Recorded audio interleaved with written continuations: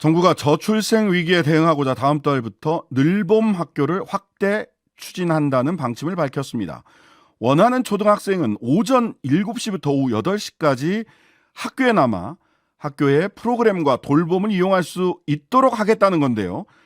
막상 학교 현장에서는 여러 우려의 목소리가 나옵니다. 관련 이야기 초등학교 교사 한 분을 전화로 연결해서 직접 들어보겠습니다. 목포 1호초 김신환 선생님입니다. 선생님 안녕하세요. 네, 안녕하세요. 네. 자, 먼저 대통령이 밝힌 늘봄 학교 한 달 뒤인 3월달 1학기부터 전국 2,000개 초등학교에서 실시될 예정이다. 선생님 계신 목포 1호 초등학교도 시행 대상 학교인가요? 네, 맞습니다. 서울 604개 초등학교 중에 30개 교만 신청한 반면에 네. 전남은 425개 모든 초등학교가 신청했다고 발표되어서 깜짝 놀랐습니다. 전남 또한 늘봄학교 운영을 위한 기간제 교원을 신청하라고 할 때 네. 서울에서처럼 처음에는 신청률이 매우 낮았는데요. 네네. 이후 교육청에서 그 기간제 교원을 수업 지원이나 아니면 학교 재량으로 어떠한 업무를 하게 해도 된다고 학교마다 연락해서 이제 기간제 교사 신청을 독려했어요. 네네. 그런데 이제 기간제 교원에게 늘봄학교 업무를 필수 업무로 지정하고 수업 지원은 최소한 8시간 가능하다고 공문에 박혀왔습니다. 네. 그래서 학교에서는 사실 늘봄이 아니라 수업 시수 감축, 즉 교육에 도움이 되고자 신청했는데 늘봄학교 시행 대상 학교가 되어버린 것입니다. 아, 왜 전남은 이렇게 다 신청한 거네요? 말을 하자면 결과적으로. 네, 맞습니다. 근데 어떻게 보면 속은 거죠. 그러니까 교육 수업 시수를 감축하는 줄 알고 기간제 교사 신청을 했더니 그 신청한 기간제 교사들은 전부 다 늘봄학교로 돌려라. 네, 그렇게 됐습니다. 속아서 신청했다. 네, 이제 그런 셈이 된 거죠. 공문이 그렇게 박혀와서요. 왜 이렇게까지 하는 겁니까? 도대체 교육부는 이해가 좀 잘 안 가네요. 네. 아니 그 기간제 교사 와서 수업한다고 신청하라고 해놓고는 늘봄학교로 가세요. 기간제 교사들은 전부. 네. 이거 좀 이상한데. 자, 늘봄학교 이게 방과 활동이나 돌봄 교실이 있었잖아요, 초등학교에. 근데 네. 대통령이 며칠 전에 나와서 늘봄학교 지금부터 시작합니다. 오늘부터 바로 시작합니다. 이렇게까지 막 강조했어요. 늘봄학교 뭐가 달라지는 겁니까? 기존의 돌봄 교실이나 방과 활동이랑? 네, 그동안의 돌봄 교실이나 방과후는 그 업무 담당자 선생님께서 학부모 수요 조사를 통해 가지고 네. 프로그램 시간표를 만들고 교실 장소를 섭외하고 프로그램 강사를 모집하고 그리고 성범죄 등을 조회하고 계약서 작성 후에 이제 채용을 하고 네. 학교 운영위원회 심의를 하는 등 여러 행정 절차를 통해서 운영했습니다. 네네. 그리고 프로그램에 참여할 학생들도 모집하고요. 네. 학생들이 수강을 신청하거나 중간에 취소하면 수강비 환불 민원 전화도 선생님들이 받았어요. 네. 그러니까 마치 학원을 경영하는 것과 같은 일을 선생님이 교사들이 다 했네. 예. 네, 교사들이 해왔는데 예. 사실 이 업무를 하는 방과후 담당 교사도 학급 선생님이거든요. 네. 네, 그래서 이제 교육부에서는 교무실 행정실 외에 늘봄 지원실을 만들어서 선생님들의 업무 부담을 덜겠다는 것입니다. 네네. 그리고 2026년도까지 초등학생들을 아침 7시부터 8시까지 늘봄학교에서 봐주겠다. 즉, 선생님 업무는 줄이고 학생들은 저녁 8시까지 책임지겠다는 것이 달라진 점입니다. 되게 듣기에는 괜찮은 것처럼 들리는데 네. 제가 네. 궁금한 게 아침 네. 7시부터 저녁 8시까지 학생들을 돌봐주려면 중간에 네. 수업도 있고 네. 아침밥 주나요? 학생들한테? 아침 7시에 오라고 그러면? 네. 신청하는 학생들에 대해서 주겠다. 아침 간편식을 주겠다라고. 그러면은 저녁 이야기를 8시까지 데리고 있으면 저녁도 줘야 되겠네요? 네, 맞습니다. 이 급식과 신청하는, 사무 행정을 누가 다 감당합니까? 그래서 이제 늘봄 지원실을 설치해서 맡게 하겠다라고 합니다. 이 늘봄 지원실은 네. 올해는 당장 기간제 교사들 보고 하라는 거 아니에요? 말을 하자면. 네, 맞습니다. 그 이후에도 그럼 기간제 교사들이 하는 겁니까? 1학기 때는 기간제 교사가 하고 2학기부터는 이제 늘봄 실무를 담당할 공무직을 또 뽑겠다라고 이렇게 이야기를 하고 있습니다. 그럼 그 과정에서 현장에 계신 교사들은 네. 어떤 역할을 하시게 되는 거예요? 우리 선생님은 어떤 역할을 하시게 됩니까? 이제 실질적으로는 업무를 배제하겠다라고를 이제 그렇게 말을 하고 있어요. 네네. 근데 현재 그 면접을 통해서 기간제 교사들을 지금부터 당장 이제 뽑고 있고요. 네. 그리고 작년 같은 경우에도 네. 여러 학교들이 그 강사들, 프로그램을 하는 강사들을 뽑았는데, 네.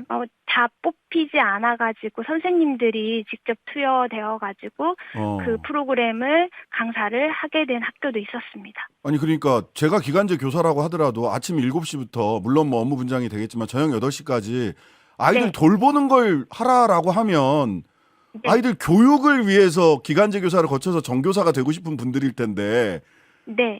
보육 도우미가 되라고 하는 거랑 뭐가 다른가? 네, 네. 맞습니다. 잘 이해가 안 가서 제가 여쭙는 겁니다. 어쨌든 교사분들 입장에서 보자면 네. 교사들도 업무가 더 늘어날 것이다. 아까도 말씀하셨다시피 기간제 교사가 제대로 모집이 안 돼서 교사들이 직접 기간제 교사의 업무까지 했던 사례가 있었으니까. 두 번째는 교육의 질도 떨어질 것이다. 이런 걱정하시던데 업무적인 네. 부분에 있어서 우선 학교에서 어떤 업무가 늘어나게 되는 겁니까? 잠시만요. 네네. 학교에서 이제 늘어나는 업무는 선생님 네. 입장에서 말씀해 주시면 돼요. 선생님. 예. 저희 입장에서요. 예. 사실 이제 기간제 교사를 뽑는 것부터 이제 교감 선생님 외에 교사가 투입되어서 이제 면접을 해요. 네, 그리고 늘봄 기간제 교사를 면접을 교육청에서 해주겠다고 하는 곳도 있는데 네. 여전히 학교에서 하는 곳이 많고요. 네. 그러니까 오히려 인사 채용 새로운 행정 업무가 하나 추가된 거예요. 네. 그리고 그 늘봄학교에 교원 업무를 배제한다고 하는데 사실은 교감 선생님도 기간제 교사도 모두 교원이에요. 그러니까 교원 배제라는 말이 현재로서는 아이러니인 상황이고요. 앞뒤가 안 맞네요. 예. 네네. 그리고 지금 이제 저희가 가장 우려하는 게 학생들한테 생기는 책임 소재가 명확하지 않다라는 거예요. 그러니까 얼마 전에 충북 한 유치원에서 네. 만 3세 이제 원아가 방과 후 체육 활동 중에 이제 넘어져가지고 머리를 부딪히는 사고가 생겼는데 네. 그 사고 후에 학교에서는 안전공제회 신청을 해가지고 치료비를 받을 수가 있는데 이게 미흡하다는 이유로 유치원 원장, 체육 강사, 방과 후 교사, 담임교사, 보건교사에게 개인에게 민사상 손해배상 청구를 했어요. 그런데 방과 후 시간에 일어난 일인데도 병실 사용료와 위자료를 지급하라는 손해배상 책임 판결이 났거든요. 그러니까 그러니까 늘봄학교 안에서 안전사고나 학교폭력이 사실은 일어나지 않아야 가장 좋지만 그렇죠. 일어났을 경우에 책임 소재가 불명확하기 때문에 교사들의 업무 부담을 없애겠다라는 그 교육부의 말을 선생님들이 믿지 않고 있어요. 그리고 교육부 역시 이제 이 부분에 대해서 교사들이 우려하고 있다라는 거를 알고 있는데 교사 책임이 없다라는 그런 확답을 주지 못하고 지금 현재로서는 대책 또한 없습니다. 그러니까 결과적으로 본인이 그 늘봄 지원센터 공무원이나 늘봄 지원실에서 아이들을 돌보고 있다고 하더라도 소위 초등학교 같은 경우는 담임 선생님의 안전관리 책임이라든지 이런 것들이 면책되지 않는다는 거죠. 네, 맞습니다. 그러니까 선생님은 학교에 없었어. 퇴근했어. 근데 8시까지 늘봄 지원실에서 학생들 데리고 있다가 일어나지 않아야 될 사고가 나면 퇴근했던 담임 선생님이 책임져야 된다는 거네요. 네, 좀 그런 부분이 있습니다. 그게 아니라고 교육부에서 확답을 못 해주고 있어요, 지금? 네, 그렇습니다. 자신이 없다는 거네. 판례가 있으니까. 네. 또 늘봄 전담하는 실무직원 6천 명을 뽑겠다고 했는데 뽑겠다는 대상이 공무원, 공무직, 단기계약직, 퇴직 교원 이런 분들한테서 선발을 한다고 해요. 네. 이렇게 뽑는 거는 괜찮습니까? 이제 늘봄 지원 실장부터 말씀을 드리면, 네. 늘봄 지원실 아래 실장이 있고, 이제 실무 직원이 있는데요. 음. 실장을 지방 공무원에게 맡게 한다고 해요.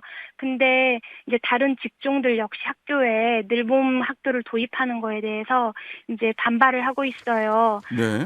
시도교육청 공무원 노조에서는 음. 늘봄 학교 행정 업무를 교원에게 분리시키고, 이거를 늘봄 지원실 전담 체제를 이제 지방 공무원한테 전가하겠다는 거냐, 네. 이런 교육부의 현실성 없는 정책에 강력한 유감을 표한다면서 강하게 불만을 표하고 있어요. 네. 그리고 이제 작은 학교 같은 경우에는 이 음. 업무를 교감 선생님께 이제 겸임하도록 하겠다고 하는데요. 네. 사실 학령 인구가 줄어듦에 따라서 군단이나 구도심 학교들은 교감이 없는 학교가 많거든요. 아, 교감 선생님이 없는 학교도 있어요?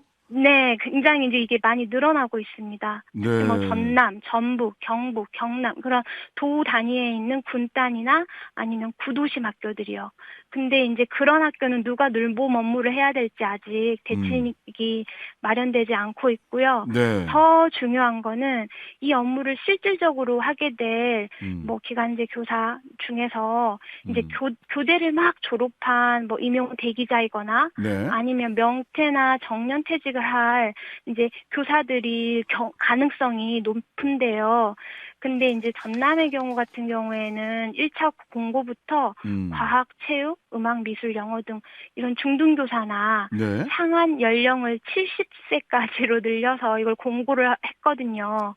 그래서 이제 이분들이 과연 실질적인 업무를 할 수 있을지, 그러니까 업무에 아직 익숙치 않은 분들이라서 그런 업무 역량에 대해서 걱정하고 있는 학교들이 많습니다. 중학교, 고등학교에서 수업하시던 분이 초등학교 1, 2학년 아이들을 방과 후에 저녁 8시까지 돌볼 수 있느냐?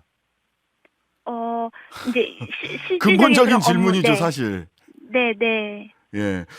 또 교육의 질도 낮아질 것이다라고 하는 걱정들을 선생님들이 많이 하고 계시던데, 이게 어쨌든 교육부에서는 교사들은 이 업무에서 빼줄게 이렇게 계속 얘기를 하고 있단 말이죠. 근데 왜 교육의 질이 낮아질 거라는 걱정을 하시는 건가요?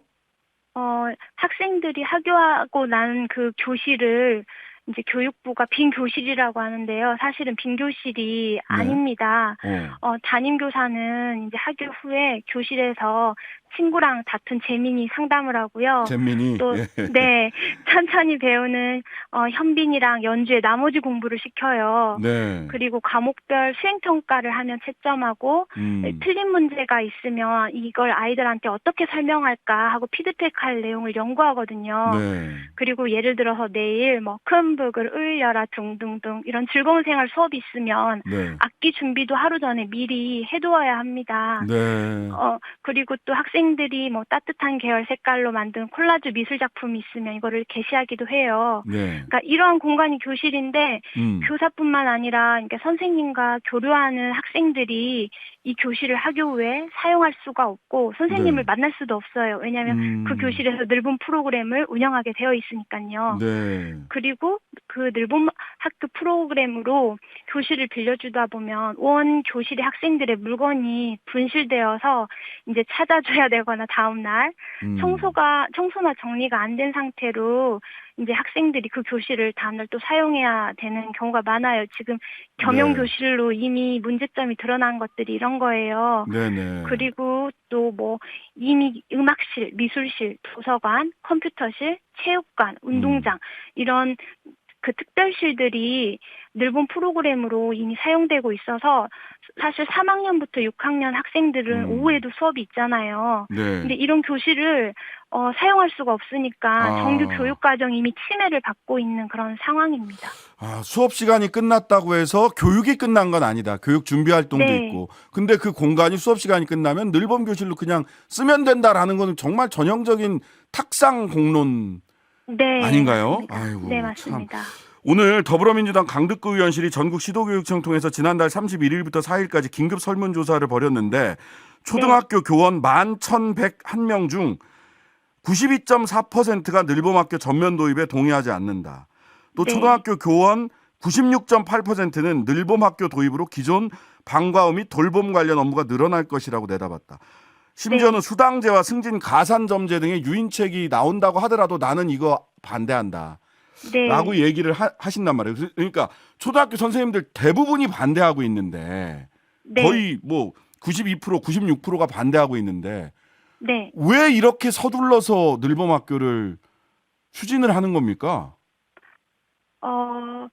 제가 정치 기본권이 없어서 그런 말씀을 이렇게 드리기는 조금 두렵고 무서운 상황입니다.